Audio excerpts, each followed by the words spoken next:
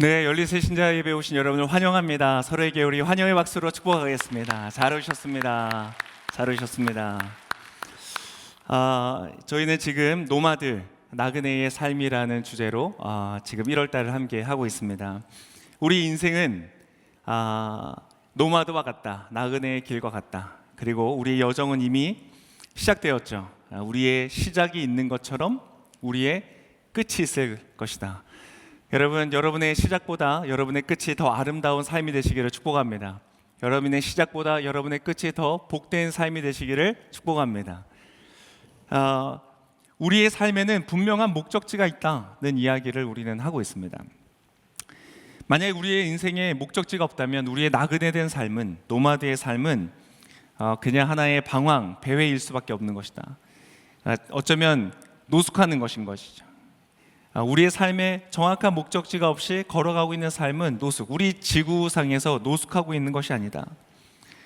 때때로 인생이 그렇게 느껴질 때가 있습니다. 그냥 파도를 치는 대로 세상의 흐름에 따라서 내가 그냥 이렇게 저렇게 떠내려가는 것 같은 그러한 느낌을 받을 때가 있습니다.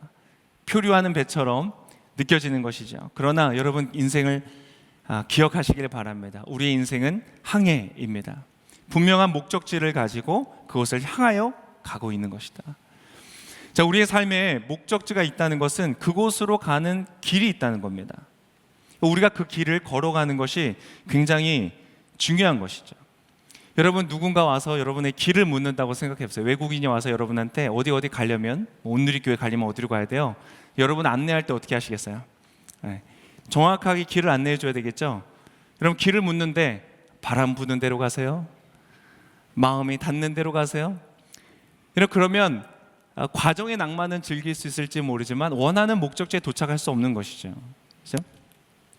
마음이 끌리는 대로 가는 것이 아니라 우리 인생에는 목적지가 있기에 반드시 가야 하는 길이 있다는 것입니다. 그 목적지를 향하여 가는 길을 따라서 가야 한다. 때때로 목적지를 잃고 표류한다고 느끼고는 하지만, 그러나 여러분의 인생은 어떠한 길을 선택하였고 그 길을 걸어가고 있는 중이다. 자, 한국을 우리는 살아갑니다. 대한민국, 이 바쁜 21세기, 정신없는, 얼마나 많은 우리의 삶이 혼란 속에 있는가, 이렇게 생각해 봅니다. 굉장히 많은 사람들이 굉장히 많은 길을 제시합니다. 자, 이 길을 가야 돼, 저 길을 가야 돼. 너무나 많은 혼란들이 있는 것 같아요. 그래서 길을 찾는다는 것은 우리에게 있어서 어떻게 보면 굉장히 낯선 일일 수 있습니다. 우리는 늘 내비게이션을 켜고 또 지도를 찾고 지하철 노선도를 보고 버스 노선도를 보고 늘 목적지를 향한 길을 찾는 것에 익숙하면서도 놀랍게도 우리의 인생에서의 길은 너무 낯설어하는 거예요. 그런 것들이 사실 우리의 삶에 좀 이렇게 정확하게 정해져 있지 않은 것들이 너무나 많은 것 같습니다. 예를 들면 이런 것이죠. 많은 사람들이 대학을 갑니다. 그런데 대학을 가고 나서 자신의 직업을 선택할 때는 대학교에서 공부했던 전공과 상관없는 직업을 갖는 사람들이 굉장히 많습니다. 왜 그럴까? 그렇게 치열하게 입시에 공부를 하고 열심히 공부하고 해서 선택한 나의 전공, 4년이라는 시간을 공부했는데 그게 내 인생의 길과는 상관없는 경우가 너무 많은 거예요. 참 이상하지 않아요? 그렇게 모든 것을 쏟아 부었는데도 불구하고 그 길이 나의 인생의 길과 상관없는 길을 가는 거예요. 물론 그 과정을 통해서 내가 그냥 공부를 하고 또 전공 수업을 듣는 것을 통해서 삶의 일반적인 원리, 나의 삶의 어떤 성실함이나 삶의 어떤 지혜들을 배울 수 있는 건 맞습니다. 그러나 그것을 배우기 위해서 그 많은 돈을 들이고 그 많은 시간을 들여서 어떠한 전공을 공부한다면 굉장한 낭비일 수 있겠죠. 근데 의외로 이러한 일들이 굉장히 우리의 삶에 많다는 것입니다. 물론 이게 어떤 우리의 입시 제도의 구조의 문제, 시스템의 문제이기도 합니다. 그러나 그 시스템만이 문제가 아니라 사실은 우리 각자 개인의 마음속에 있는 이 인식의 길 자체가 굉장히 혼잡하기 때문에 그래요. 그래서 여러분, 훌륭한 대학 입시 정책을 만든다고 해서 이게 하루아침에 바뀌는 게 아닙니다. 그러니까 문제는 많지만 계속 흘러가는 거예요. 사회의 어떤 구조나 시스템만이 아니라 우리 각 개인들이 갖고 있는 인식의 길에 혼선이 많다. 여러분, 부자가 되는 길은 어떤 길일까요? 여러분, 부자 되는 길을 걷고 있으세요? 제가 공부를 해보니까요, 많은 분들이 그렇게 얘기하더라고요. 지금 21세기 자본주의 대한민국을 살아가는 사람들이 부자 되는 길은요, 성실하게 직장 생활하는 길이 아닙니다. 그 길은 부자가 되는 길이 아니에요. 자본주의 사회에서는 어떠한 길을 걸어야 부자가 되는가? 투자자의 길을 걸어야 부자가 됩니다. 그런데 있잖아요, 또 이 투자자의 길은 도박의 길과 다릅니다. 근데 많은 사람들이 부자가 되기 위해서 도박의 길을 걷는 경우들을 너무나 많이 봐요. 그것이 주식이든 어떤 코인이든 많은 사람들이 그렇게 잘못된 길을 걸어갑니다. 길에 혼선이 많아요. 부자는 되고 싶은데 부자가 되는 길이 아닌 길을 걷는 사람이 너무 많은 것이죠. 마음의 평안을 얻는 길은 어떨까요? 늘 스트레스 받고 조마조마하고 이 치열한 경쟁 사회 속에서 마음의 평안을 얻는 길은 어떤 길이에요? 어떤 분들은 비움의 길을 걸어야 된다. 비우면 평안이 온다. 근데 여러분, 그렇지 않습니다. 평안을 얻기 위한 목적지를 가기 위해서 비움의 길이 아닙니다. 진공 상태에 있으면요, 무엇이든지 사실 더 침투에 들어오기가 굉장히 쉽습니다. 여러분, 우리는 비움을 에서 끝나는 것이 아니라 비우고 나서 어떠한 특정한 것을 우리의 마음과 영혼에 채움으로써 평안을 얻게 됩니다. 그래서 여러분, 평안을 얻기 위해서는 비움의 길과 채움의 길을 같이 함께 걸어가야지 가능한 것입니다. 많은 사람들이 어떤 목적을 이루기 위한 길을 선택할 때에 잘못된 길을 선택하는 경우들이 너무 많다는 거예요. 우리 대한민국 사람들은 누구보다도 이 세상의 어떠한 민족보다도 열심히 살아갑니다. 그래서 정말 맞는 것 같아요. 어디 웬만한 나라를 찾아가서 방문을 해봐도 우리나라 사람들처럼 열심히 살아가는 사람들은 없는 것 같아요. 여러분, 우리나라 사람들은 인생의 길을 잘 걸어가고 있나요? 여러분, 물론 이제 예를 들면은 저 북한에 있는 사람들을 보세요. 북한 주민들은 우리나라와 전혀 다른 시스템을 갖고 있습니다. 우리나라는 민주주의, 자본주의라는 그 시스템 안에서 아주 경제 성장의 길을 멋지게 걸어왔습니다. 그 안에서 우리가 성실하고 열정적이고 뜨겁고 멋지게 인생을 살아왔죠. 그래서 우리 여기까지 온 겁니다. 그래서 많은 사람들이 우리 대한민국을 바라보면서 부러워합니다. 그게 사실입니다. 그런데 여러분, 인생의 길을 잘 걷고 있습니까? 너무나 많은 사람들이 성장의 길, 어떤 부요의 길은 잘 걸어왔는데요, 그 다음에 걸어야 되는 중요한 다른 길들을 놓치고 있는 거예요. 높아지는 자살률이라든지 낙태율이라든지 여러 가지 이 사회의 문제점들이 그러한 것들을 알려주고 있습니다. 지금 우리 대한민국이 많은 사람들이 잘못된 길을 걷고 있다. 그래서 우리는 길을 찾아야 된다는 것입니다. 여러분, 2022년이 시작됐습니다. 여러분의 길은 여러분의 의지와 상관없이 시작되었습니다. 여러분은 어떠한 길을 선택하셨어요? 그리고 어떠한 목적지를 향해서 가고 있습니까? 여러분, 정말로 우리가 질문해 봐야 됩니다. 우리는 어디로 어떻게 가고 있는가? 저마다 우리는 생각이 다릅니다. 다양한 생각들을 가지고 있습니다. 오늘 저희가 말씀을 통해서 볼 예수님, 그 예수님을 따랐던 제자들이 있습니다. 근데 그 제자들도요, 다 저마다의 길이 있었습니다. 다 생각이 달랐어요. 그 많은 무리들, 제자들 중에서도 예수님은 특별히 12명이라는 특별한 사람들을 뽑으셨습니다. 그리고 3년 동안 24시간을 같이 걸어가시면서 그들을 가르치시고 알려주시고 훈련을 시키셨어요. 그런데도요, 여러분이 12명이 3년이라는 예수님과의 동행했던 시간들이 끝나고 나서도요, 다 저마다의 다른 길을 걷는 거예요. 그러니까 여러분, 바른 길, 의미 있는 길, 옳은 길을 찾는다는 건요, 이렇게 어려운 일이에요.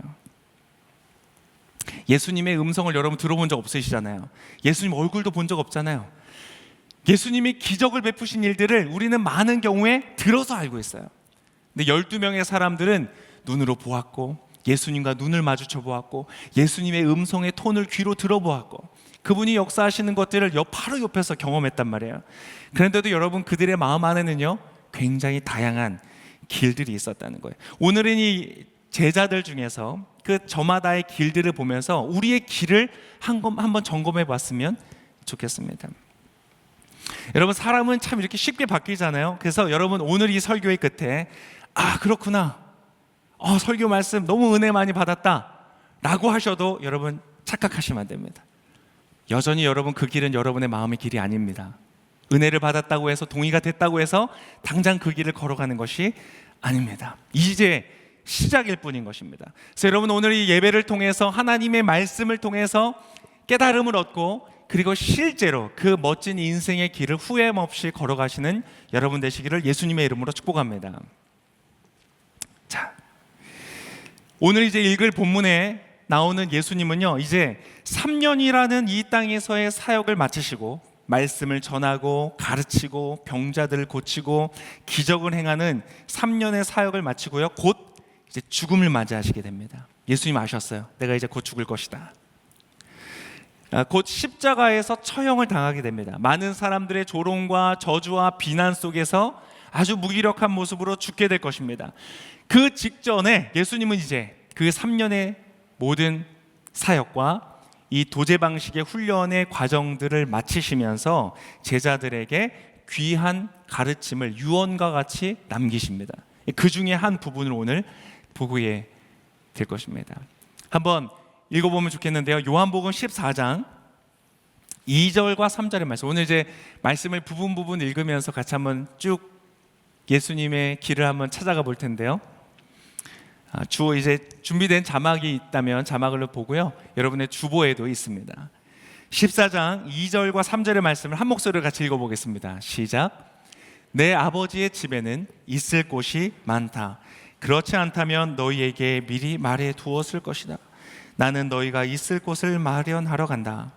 내가 가서 너희가 있을 곳을 마련하면 다시 와서 너희를 내게로 데려갈 것이다. 그러면 너희도 내가 있는 곳에 함께 있게 될 것이다. 여러분, 때때로 하나님은 굉장히 쉽게 우리 인생의 중요한 질문들에 답을 주십니다. 자, 너희의 인생의 끝, 노마드의 끝, 나그네의 길의 끝에 뭐가 있는 줄 아니? 뭐가 있어요? 내 아버지의 집이 있다. 너무 좋지 않아요, 여러분? 아버지의 집.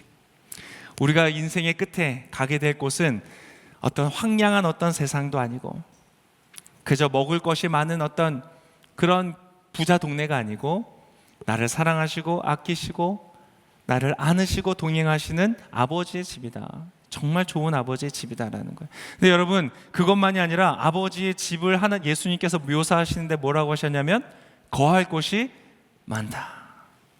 여러분, 넓은 집 좋더라고요. 아이들이 점점 커갈수록 집을 조금씩 넓혀야 되더라고요. 넓으면 좋더라고요. 여러분 넓은 집에 사시기를 축복합니다. 얼마나 좋아요. 넓은 집에서 산다. 근데 여러분, 그 집은요, 거할 곳이 많대요. 예수님께서 이 모든 가르침의 끝에서 그 제자들에게 말씀을 해주시는 거예요. 자, 근데 예수님께서 이 말씀을 하시는 이 중심으로 그 12 제자 중에서 2명의 제자의 마음을 한번 좀 살펴보기를 원합니다.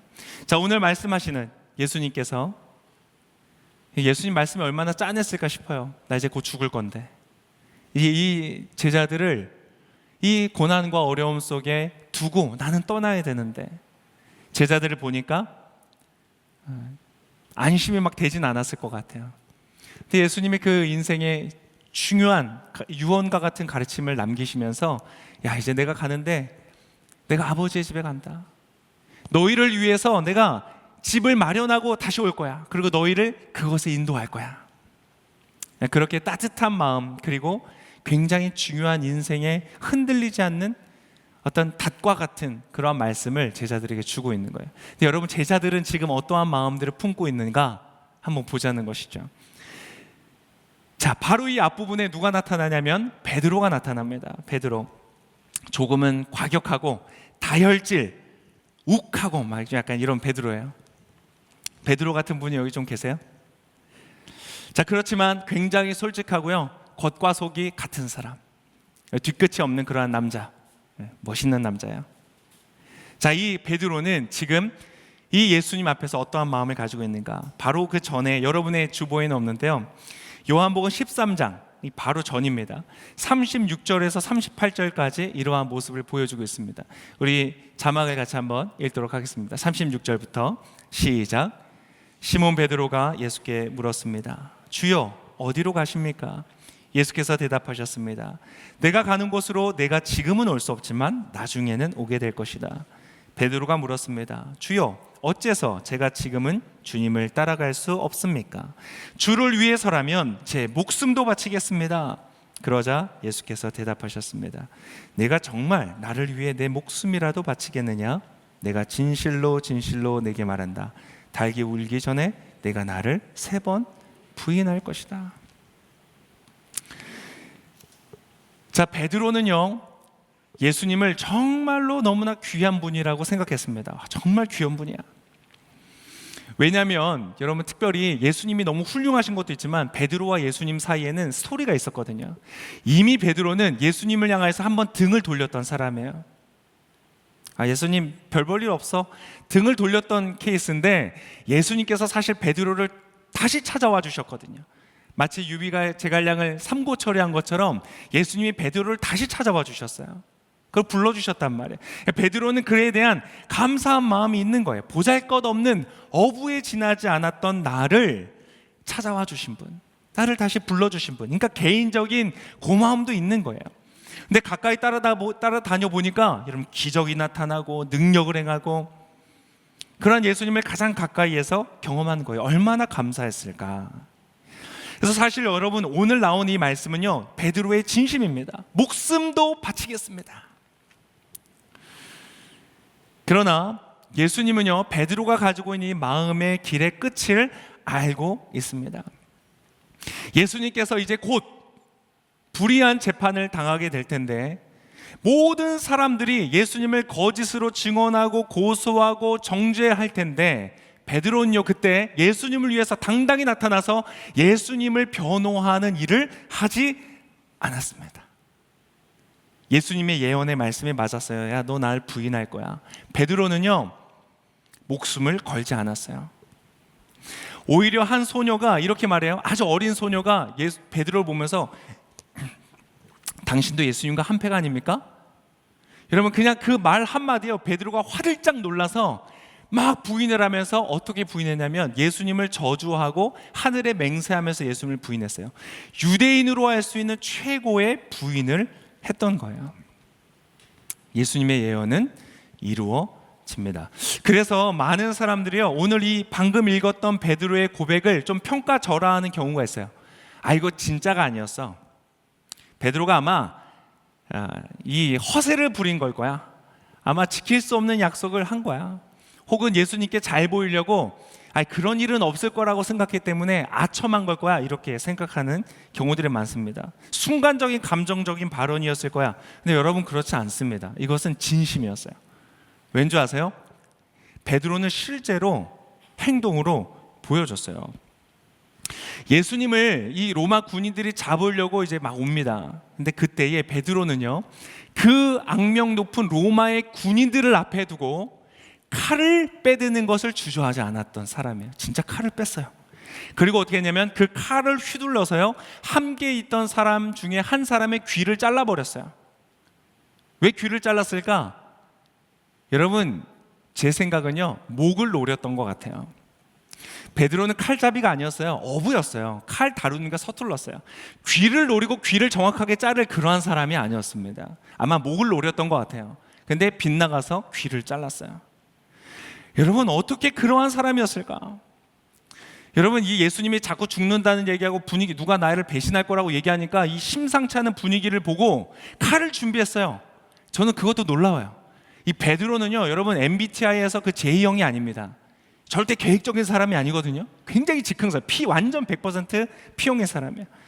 여러분, 칼을 차고 준비했다는 것도 저는 되게 신기해요.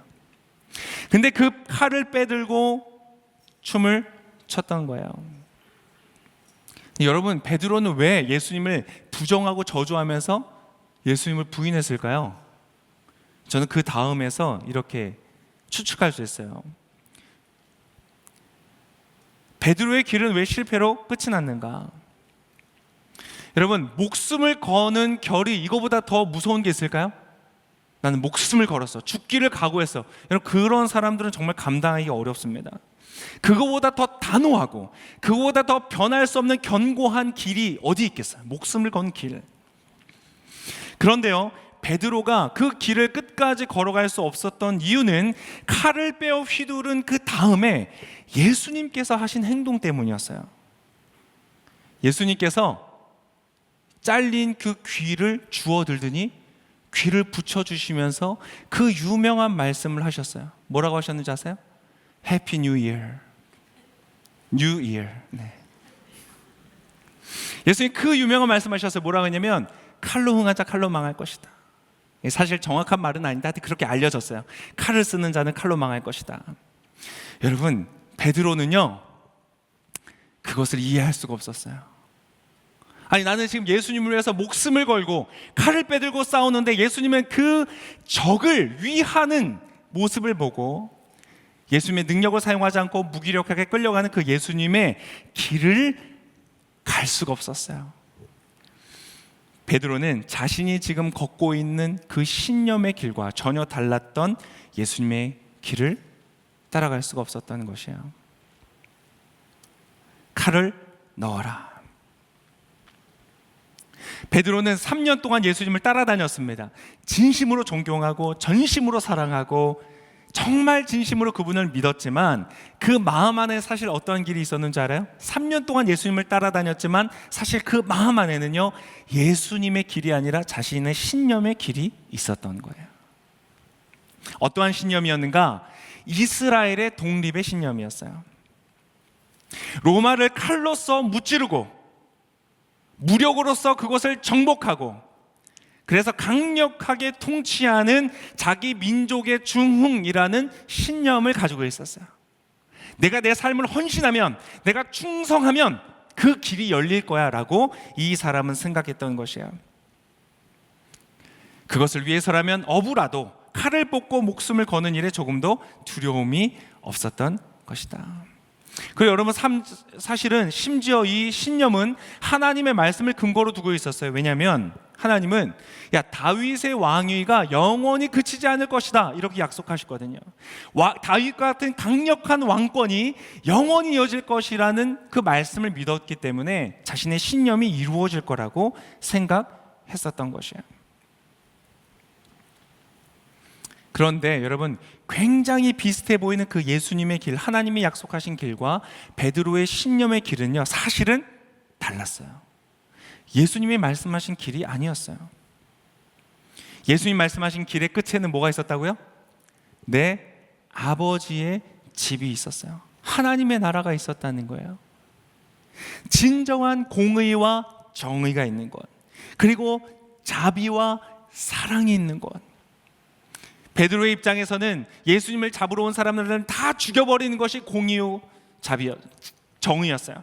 그러나 예수님은 그 자신을 잡으러 온 자의 귀를 고쳐주시는 사랑과 자비를 베푸시는 거예요. 베드로가 꿈꾸고 신념에 가졌던 그 나라는 하나님의 나라와 다른 것이었어요. 비슷해 보였지만 우리가 그 여정의 시작 부분에서 봤던 그 에덴, 그 낙원, 그 천국, 그 사자와 어린 양이 함께 뛰어노는 완전한 세상은 이 베드로의 신념의 길을 통하여서 도착할 수 없는 곳이었어요. 베드로의 신념의 길은 끝은 모든 적들이 다 처단을 당하고 청산을 당하고 끝장이 나는, 우리만이 살아남는 그러한 나라였기 때문에 그래요. 저는 우리나라를 이렇게 보면요 굉장히 많은 사람들이 이 신념의 길을 걷고 있는 것 같아요. 이렇게 되어야 한다, 우리나라는 저렇게 되어야 한다, 나랑 의견이 다른 사람들은 다 쳐내고, 우리의 역사 속에서 너무나 많은 반복들을 통해서 이루어지는 일들을 보는 것이죠. 그것을 위해서라면 수단과 방법을 가리지 않는 거예요. 칼을 뽑아 드는 것이죠. 칼춤을 춰서라도 때때로 어떤 사람은 자신의 목숨을 기꺼이 바쳐요. 그 일들을 위하여, 자신의 신념을 위하여 그 길을 포기하지 않는 거예요. 그러나 여러분, 그 신념의 길은요 너무나 멋져 보이고 강력해 보이지만 저와 여러분이 걸어야 되는 나그네의 길이 아닙니다. 그 길의 끝에는 아버지의 집이 없어요.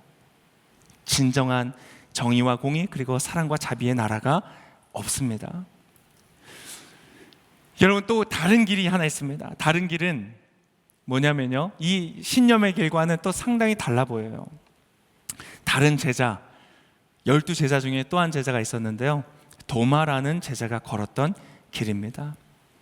여러분, 그 사람은 오늘 우리가 보는 본문의 뒤편에 이렇게 말하고 있습니다. 요한복음 14장 4절과 5절의 말씀이에요. 자, 예수님께서 4절에 이렇게 말씀하세요. 너희는 내가 어디로 가는지 그 길을 알고 있다. 예수님 이렇게 말씀하시거든요. 야, 너희는 이미 내가 가는 길을 알고 있어. 그랬더니 자, 5절의 말씀 도마가 이렇게 얘기합니다. 같이 읽어보겠습니다. 시작.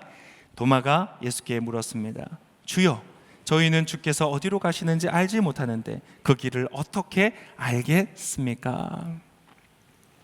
예수님, 도대체 무슨 뜬구름 잡는 이야기 하십니까? 소설 쓰십니까? 내 아버지 집이라니요, 거할 곳이 많다니요, 지금 막 이 역사가 이렇게 난리인데.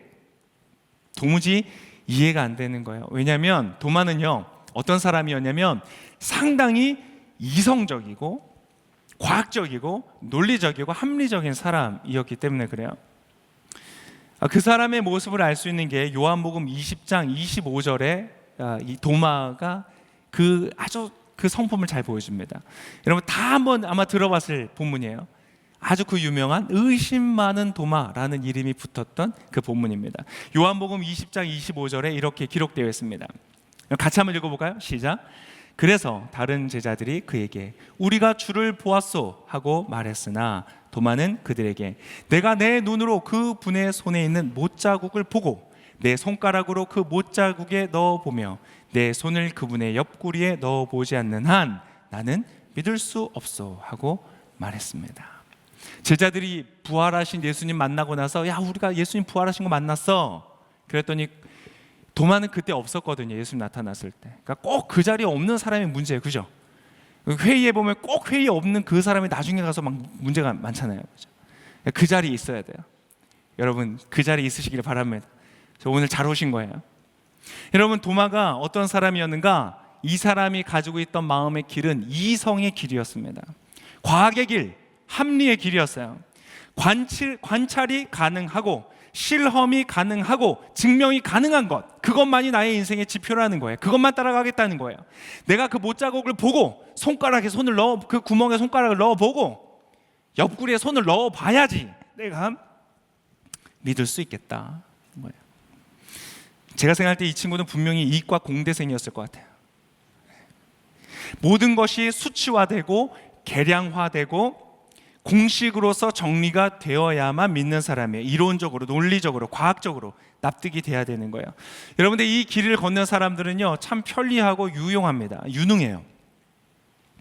여러분 지금 우리가 사용하고 있는 스마트폰 잘 사용하고 인공위성을 띄워서 우리가 내비게이션으로 길을 찾고 OTT 프로그램을 통해서 세계 각국에 있는 다양한 문화들을 안방에서 접할 수 있고 인공지능이 우리 인간의 많은 영역들을 대신할 수 있는 것들, 바로 이러한 도마와 같은 사람들 때문에 가능한 세상입니다.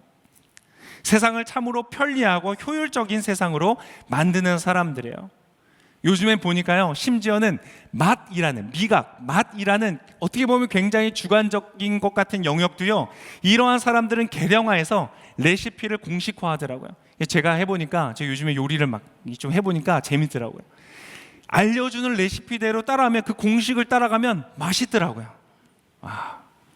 제 오일 파스타를 한번 먹어보셔야 되는데, 그래 감동이 오는데, 이 중에 계신 어떤 분들은 나중에 제가 꼭 해드리는 오일 파스타를 먹어보실 수 있기를 축복합니다. 엄청난 축복이 되실 거라고 생각해요. 여러분 바로 이러한 사람들 때문에 그래요.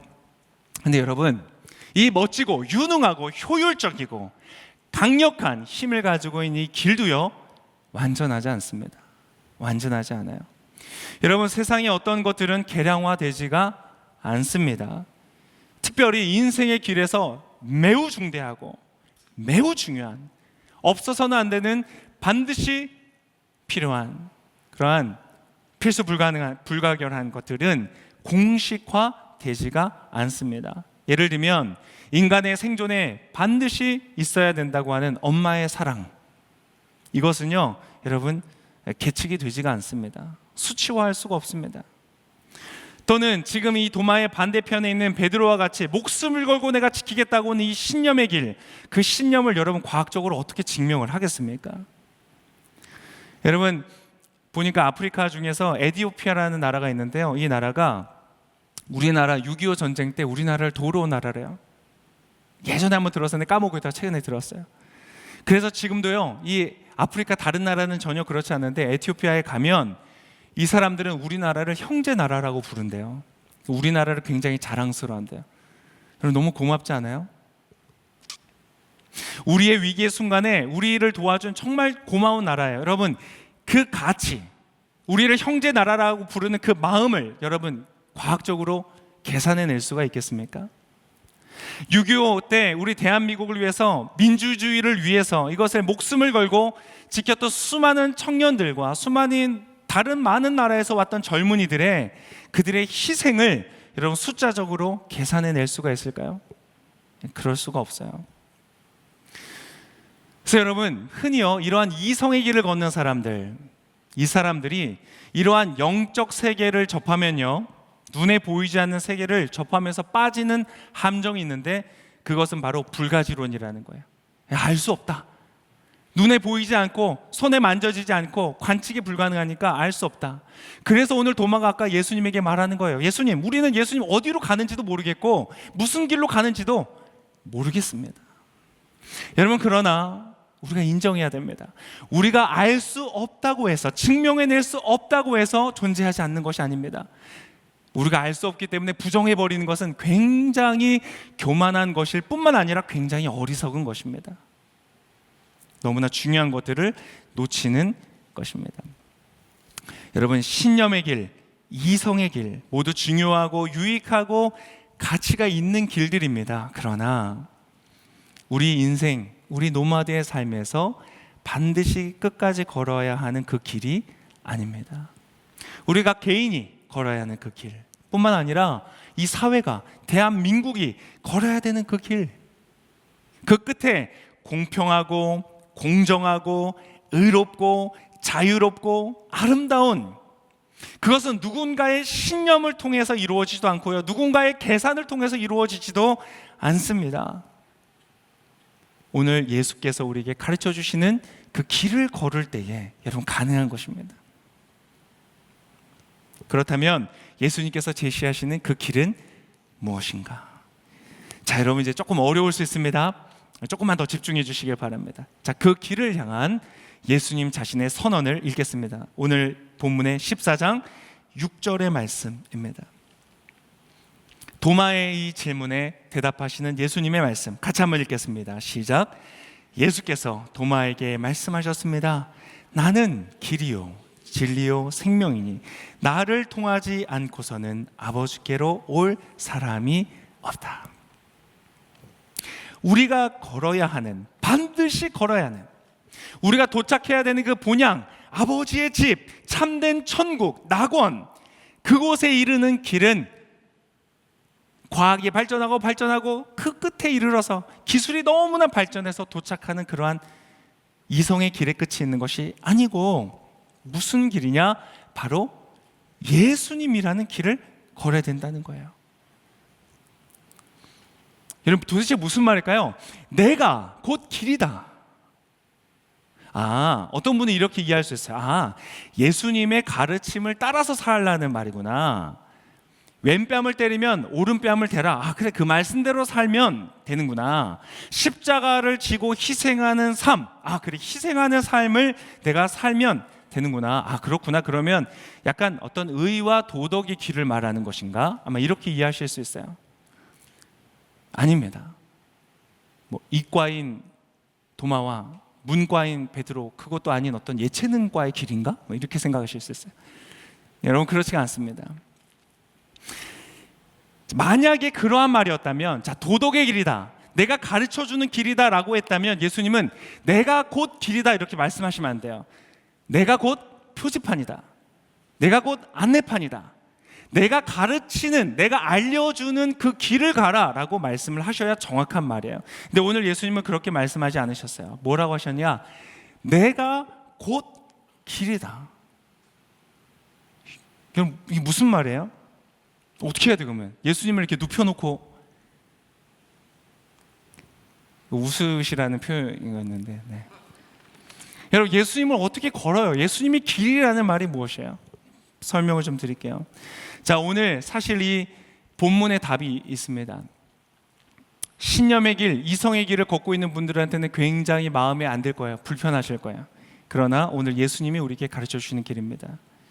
자, 이 말은 다른 말로 하면 이렇게 표현할 수 있습니다. 14장 1절에서 3절까지의 말씀입니다. 14장 1절에서 3절까지의 말씀 제가 읽어보겠습니다. 잘 들으세요. 너희는 마음에 근심하지 말라. 하나님을 믿고 또 나를 믿으라. 내 아버지의 집에는 거할 곳이 있을 곳이 많다.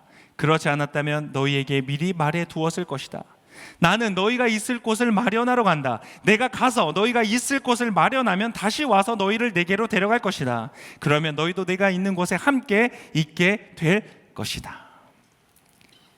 여러분, 1절부터 3절까지 읽었는데요, 여러분 1절부터 3절까지 말의 모든 행위, 이루어지는 행동의 주체가 누구였을까요? 눈치채셨어요? 바로 여러분 예수님이라는 거예요. 자, 일단 나오는 집 자체도요, 인간이 만든 집이 아닙니다. 인간이 만든 어떤 사회 제도와 시스템이 아니에요. 하나님의 집이에요. 그리고 그곳에 우리가 있을 곳을 마련하시는 분 누구예요? 우리가 아니에요. 예수님이세요. 자, 그곳으로 인도하여 데려가실 분이 누구예요? 우리가 아니에요. 우리가 찾아가는 것이 아니라 우리를 데려가시는 분이 바로 예수님이시라는 거예요. 그리고 가서 우리와 함께 있는 분도 누구세요? 바로 예수님이세요. 어떤 탁월한 인간들, 훌륭한 인간들, 잘 나가는 인간들, 재능이 많은 인간들이 있는 그러한 곳이 아니라 예수님이 계신 곳에 있다는 거예요. 무슨 말이냐? 한마디로 정의하면 그분이 다 하신다는 거예요. 마음에 안 드시죠? 네. 이성과 신념의 길을 걷는 분들한테 마음에 안 들어요. 그분이 다 하신다는 거예요. 여러분, 우리는 뭐래요? 우리가 해야 되는 것은 뭐예요? 자, 바로 여기에서 우리가 걸어야 되는 길이 나옵니다. 예수님께서 이미 말씀하셨어요. 뭐라고 말씀하셨는지 아세요? 1절에 이렇게 기록하셨어요. 다시 한번 1절을 제가 읽어드리겠습니다. 너희는 마음에 근심하지 말라. 하나님을 믿고 또 나를 믿으라. 우리가 걸어가는 우리의 인생의 길, 노마드의 길, 나그네의 길은 무엇인가? 신념의 길도 아니고 이성의 길도 아니고 다른 어떠한 길도 아닌 바로 도덕의 길도 아닌 율법의 길도 아닌 종교의 길도 아닌 바로 어떠한 길이냐? 믿음의 길이다 는 것을 주님 말씀하십니다. 여러분, 질문 한 가지 드릴게요. 믿음의 길을 걷고 계십니까? 2022년 한 해 여러분이 걸으셔야 되는 길은 무엇인가? 여러분의 그 목적지에 이르게 할 그 길은 무엇인가? 믿음의 길이다. 그분을 믿는 것이에요. 자, 믿음이라는 것은 무엇이냐? 믿음을 정의하면, 자, 그것이 사실이라고 생각하는 것이 바로 믿음입니다. 그것이 사실이라고 믿는 거예요. 예수님이 하신 말씀, 성경의 모든 기록, 하나님께서 하시는 모든 선언이 다 사실이라고 생각하는 거예요. 그게 믿음이에요. 여러분, 베드로도 믿음이 있었을까요? 네, 믿음이 있었어요. 다 믿었어요. 그런데요, 어디에서 걸렸냐면 자신의 신념과 어긋나는 것에서는 여러분 믿지 못했어요. 거기에서는 걸을 수가 없었어요. 도마는 어땠을까요? 도마도 믿었나요? 우리가 의심 많은 도마 그러면서 막 놀리지만 아니에요. 여러분, 도마 믿음이 있었어요. 믿음이 있었으니까 3년 동안 예수님 쫓아다녔어요. 직장 버리고 자기 커리어 버리고 가족들 다 내려두고 예수님을 3년 동안 무급으로 쫓아다녔어요. 믿음이 없었다면 할 수 없는 일이에요. 우리 이 중에는 우리 누구보다도 믿음이 있는 사람이었어요. 그러나 자신의 이성과 자신의 경험에 어긋나는 영역에서는요, 그것을 사실이라고 생각할 수가 없었어요. 무슨 소리냐? 내가 경험해야지 알 수 있다. 그 이상을 따라가지 못했다는 것이에요. 여러분, 우리도 때때로 이 복잡한 세상 속에서 급변하는 역사 앞에서 우리는 막막함을 느껴요. 다양한 신념들이 있어요. 굉장히 많은 이성적인 논리들 앞에 있어요. 너무나 혼란스러워요. 그 안에서 우리는 질문을 하는 거예요. 던지는 거예요. 예수님, 도대체 어디로 가야 합니까? 어떻게 가야 합니까? 그래서 오히려 우리는 신념과 이성의 길이 없어서 방황하는 것이 아니라 너무나 많아서 방황하고 있는 그런 시대를 살고 있는 거예요. 어떻게 가야 합니까?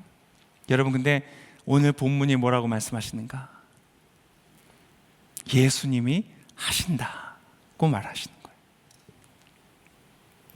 그분이 하신다. 베드로의 길, 도마의 길, 신념의 길, 이성의 길, 이 모든 길에는요, 여러분 공통점이 있어요. 뭔지 아세요? 너무나 달라 보이지만 공통점이 있는데 하나는 무엇이냐? 그 길의 주체가 바로 나 자신이라는 거예요. 나의 신념, 나의 이성, 나의 생각, 나의 경험이라는 거예요. 근데 예수님의 길은요, 전혀 다른 길이에요. 예수님의 길은요, 그 길의 주체가 내가 아니라는 거예요. 예수님이 주체가 되신다는 거예요. 우리가 그래서 해야 되는 것은 무엇이냐? 그분을 신뢰하고 그분을 의지하는 것이다 하는 거예요. 여러분, 지금 바로 이곳에 보이지 않는, 우리의 눈으로 확인할 수 없고 우리의 신념이나 우리의 이성으로는 알아낼 수 없는 비밀이 하나 있는데, 그것이 무엇이냐? 바로 예수께서 지금 이곳에 계신다는 거예요. 여러분의 이성으로, 여러분의 경험으로, 여러분의 학력으로, 여러분의 어떠한 노력과 연구로도 알아낼 수 없는 비밀이 있는데, 여러분의 인생의 여정 속에 지금 현재 예수님이 함께하고 계시다는 거예요. 보이지 않는데요? 당연히 보이잖아요. 안 계셔서가 아니에요. 우리의 눈이, 고작 우리가 볼 수 있는 건, 우리의 눈으로 볼 수 있는 건 가시광선 영역 안에 있는 것들밖에 없잖아요. 그나마 X선도 못 봐요. 우리는 좌회선도 못 보고요. 예수님은 지금 이곳에 계세요. 저와 여러분이 2000년 전에 계셨던 예수님의 말을 나누는 것이 아니라 지금 이곳에, 여러분의 바로 옆에, 안에 예수께서 계시다는 거예요. 그러나 때때로 우리는 질문하죠. 예수님 어디 계세요? 혼자 있는 것 같고, 홀로 버려진 것 같고, 나의 인생의 모든 고난과 어려움과 혼란을 나 혼자 걸어가는 것 같이 느껴질 때가 있잖아요. 하나님이 내가 너와 함께 있는다 라고 말하지만 믿지 못할 때가 너무나 많잖아요. 왜? 내 이성과 달라서, 내 신념과 달라서 그것을 받아들이지 못하는 것이에요. 그러나 여러분, 오늘 사실을 여러분에게 증거합니다. 예수님이 여러분과 함께 하십니다. 예수님은 지금 여러분의 삶 앞에서 행하고 계시고요, 거처를 마련하고 계세요. 그분은 당신의 삶 안에서 당신과 동행하시고요, 인도하고 계십니다. 여러분, 제가 하나 도전 드릴게요. 여러분, 그 사실을 믿지 않으시겠어요? 그것을 사실이라고 여러분 생각하지 않으시겠어요? 여러분, 그러면 그 순간, 사실이라고 생각하는 순간, 믿는 순간 놀라운 일들이 생깁니다. 어떠한 놀라운 일이 생기는가? 목숨을 건 확신에 찬 신념으로도 이르를 수 없는 곳, 최고의 이성과 최고의 지성과 논리와 공식과 어떠한 과학적 법칙과 근거로도 이르를 수 없는 기적의 목적지에 여러분 이르르게 합니다. 하나님의 역사가 있는 곳, 진정한 자유가 있는 곳, 진정한 행복이 있는 그 기적의 자리로 우리의 인생이 이끌어진다는 거예요. 여러분, 그것을 믿으시길 바랍니다. 개인의 삶뿐만 아니라 공동체와 집단의 목적지도 그렇게 된다는 거예요. 여러분, 사실 조금 많은 설명이 필요하지만 제가 한 가지 말씀드리면, 우리나라는 이미 그것을 경험했어요. 그거 아세요? 우리나라는 이미 경험했어요. 단적인 예로 여러분, 한강의 기적이라고 부르는 이 기적 자체가 그래요. 여러분, 2차 세계대전 이후에요, 전쟁의 폐허에 의해서 일어나서 선진국의 반열에 든 나라는요, 대한민국밖에 없어요. 왜 그럴까? 우리의 민족의 신념이 너무 강해서, 아니 우리 민족의 경험과 이성과 논리가 풍부해서, 아니 만약 그렇다면 여러분, 북한도 됐어야죠. 북한은 안 됐거든요. 왜 대한민국만 됐을까요? 우리나라는요, 개신교 목사님의 하나님을 향한 기도와 간구로 재헌국회가 시작됐어요. 제1대 국회가 기도로 시작됐어요. 네, 맞아요. 흠 많은 사람들이 모였어요. 부족한 사람들이 모였어요. 그러나 여러분, 하나님 앞에서 하나님을 의지하고 믿었던 사람, 경험은 부족할 수 있어요. 신념도 부족할 수 있어요. 그러나 하나님을 믿었던 사람들이 이 땅을 이끌어갔을 때 여러분, 기적이 일어났다는 거 아세요? 사실 3.1절도요, 3.1 운동도요, 그 역사적인 비폭력 평화 시위, 이 기적과 같은 시위, 높은 이 여러분 인간의 어떤 수준을 보여주는 이 평화 시위 운동도 교회에서 시작됐어요. 수많은 사람들이요, 밤낮 없는 기도를 올렸던, 그래서 여러분 편의점보다 교회가 많다면서요. 아직도 막 비행기 타고 오면 공동묘지 갔다면서요.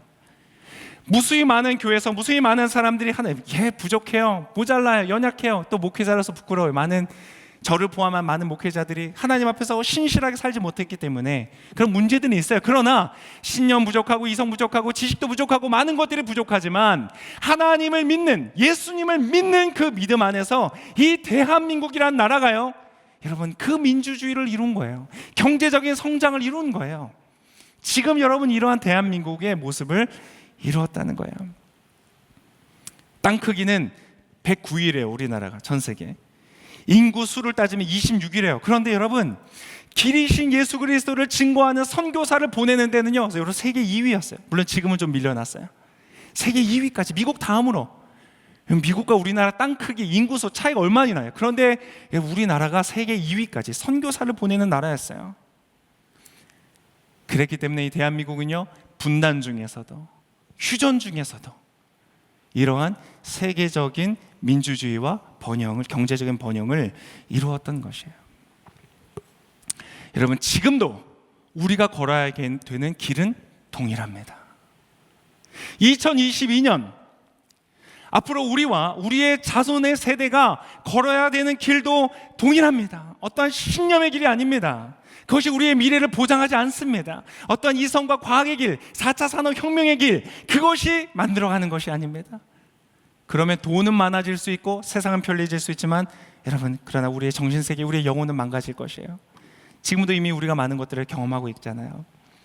우리가 걸어야 되는 길, 정의와 공의와 자유와 평화와 사랑이 있는 아버지의 집으로 가는 그 길은 어떠한 길이냐? 바로 예수님의 길이다. 그분을 믿는 믿음의 길이다. 여러분, 저와 함께 2020년 한 해에 이 길을 걸어가지 않으시겠습니까? 믿음의 길, 하나님을 신뢰하는 길. 신념의 길을 걷는 사람에게는 굉장히 힘없어 보이는 소리. 뭐 이게 수동적이야? 이성의 사람이 보기에는 불안해 보이는 길. 야, 그거 무슨 뜬구리 잡는 소리야. 그러나 여러분, 하나님은 살아계시기 때문에 우리가 잘나서가 아니라, 우리의 믿음이 대단해서가 아니라, 우리가 믿는 그 하나님이 실존하시기 때문에 가장 분명하고 가장 확실하고 가장 선명하고 가장 안전한 길이 되는 줄을 믿습니다. 그 길로 함께 걸어가는 저와 여러분의 2020년 한 해가 되시기를 예수 그리스도의 이름으로 축복합니다. 오늘 예배 가운데 이렇게 함께 할 수 있어서 참 좋습니다. 오늘 메시지를 통해서 하나님의 주시는 음성이 있었는지 궁금합니다. 예배를 통해서 은혜가 있으셨다면 이 영상을 또 아는 지인들에게 추천해 주시고 보내어 주시고 권면해 주시면 좋을 것 같습니다. 하나님께서 또 그 사람들에게 맞는 음성으로 말씀하시고 역사하실 거라고 기대가 됩니다. 네, 여러분 한 주간 동안 정말 주의 은혜 안에서 승리하시고 강건하시기를 축복합니다. 감사합니다.